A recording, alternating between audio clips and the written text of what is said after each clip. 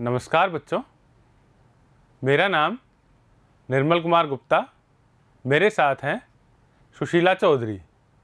बच्चों, आज के वीडियो में हम कक्षा 11 की हिंदी विषय की पाठ्य पुस्तक आरोह के काव्यखंड के अध्याय 18 का भाग 1 पढ़ेंगे।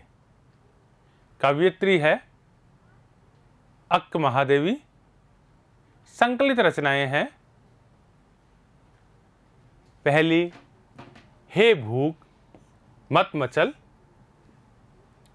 दूसरी हे मेरे जूही के फूल जैसे ईश्वर। शुरू करें बच्चों। ये है कवयित्री अक्क महादेवी। इनका परिचय। इनका जन्म 12वीं सदी में हुआ। जन्म स्थान उड़ुतरी गांव है जो कर्नाटक में है। प्रमुख रचनाएं हिंदी में वचन सौरभ नाम से हैं और अंग्रेजी में स्पीकिंग ऑफ शिवा। अक्क महादेवी भगवान शिव की भक्त थी। बच्चों, कन्नड़ भाषा में अक्क शब्द का अर्थ बहिन से होता है। अक्क महादेवी के कारण बड़ी संख्या में स्त्रियां आंदोलन से जुड़ी और अपने संघर्ष और यातना को अभिव्यक्त किया। पाठ का सारांश। बच्चों, यहां उनके 2 वचन लिए गए हैं। प्रथम वचन में इंद्रियों अर्थात हमारे मन पर नियंत्रण का संदेश दिया गया है। दूसरा वचन एक भक्त का ईश्वर के प्रति समर्पण है। पहला वचन हे भूख मत मचल। बच्चों, इस वचन में अक्क महादेवी इंद्रियों से आग्रह करती हुई कहती है कि हे भूख, तू मुझे मत सता। वह सांसारिक प्यार से कहती है कि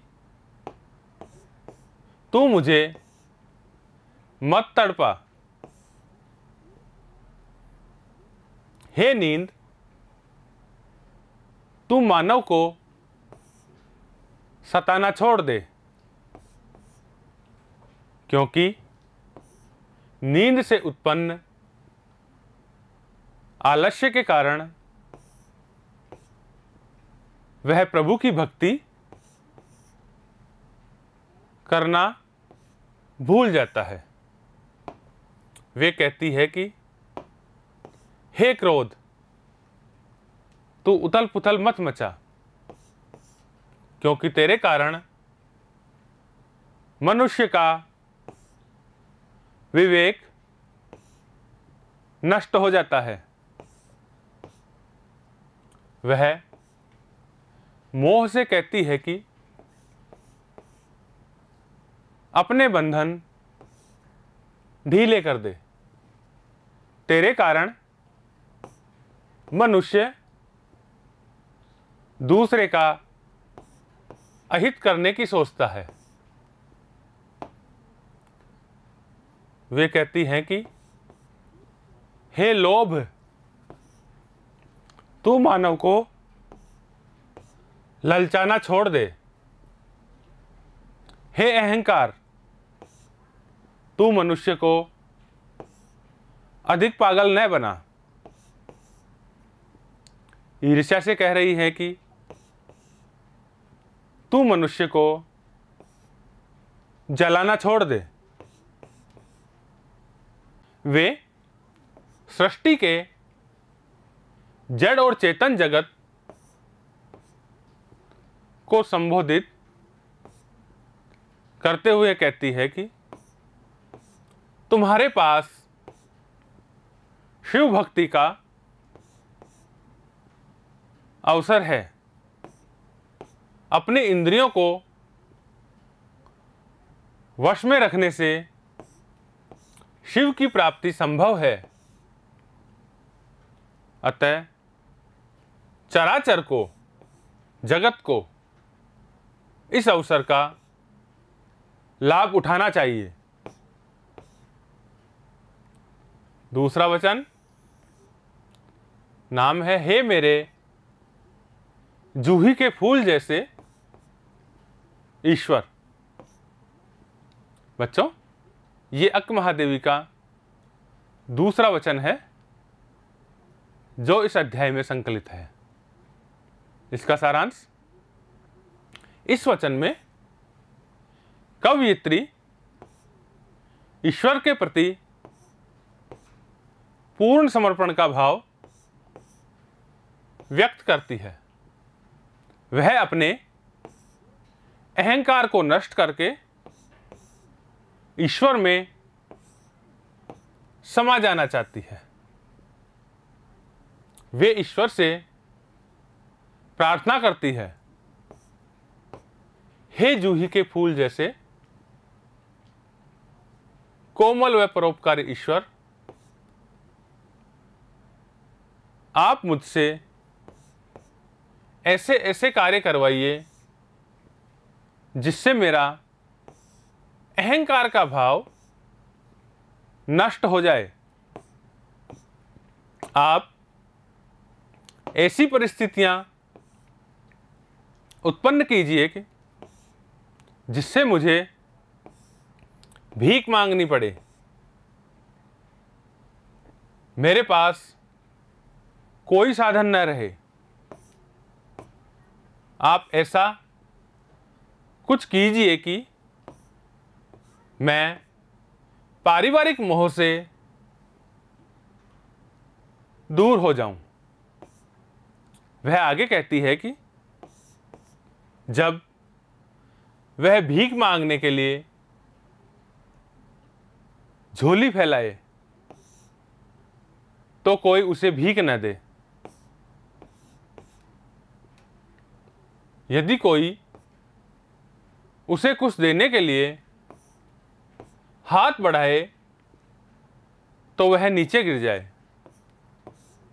उस गिरे हुए पदार्थ को वह उठाने के लिए झुके तो कोई कुत्ता उससे झपट कर छीन कर ले जाए। कवयित्री त्याग की पराकाष्ठा को प्राप्त कर मान अपमान के दायरे से बाहर निकलकर ईश्वर में विलीन होना चाहती है।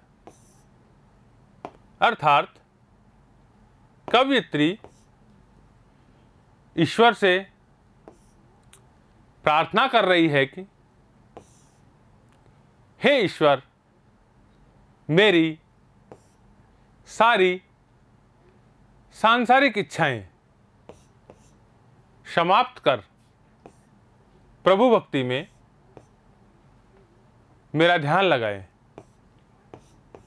मेरे जीवन की सभी आवश्यकताएं समाप्त हो जाएगी तो मेरा ध्यान केवल आपके चरणों में रहेगा। बच्चों, ये था इस अध्याय का सार।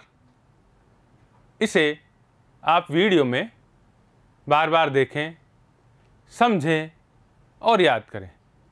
धन्यवाद।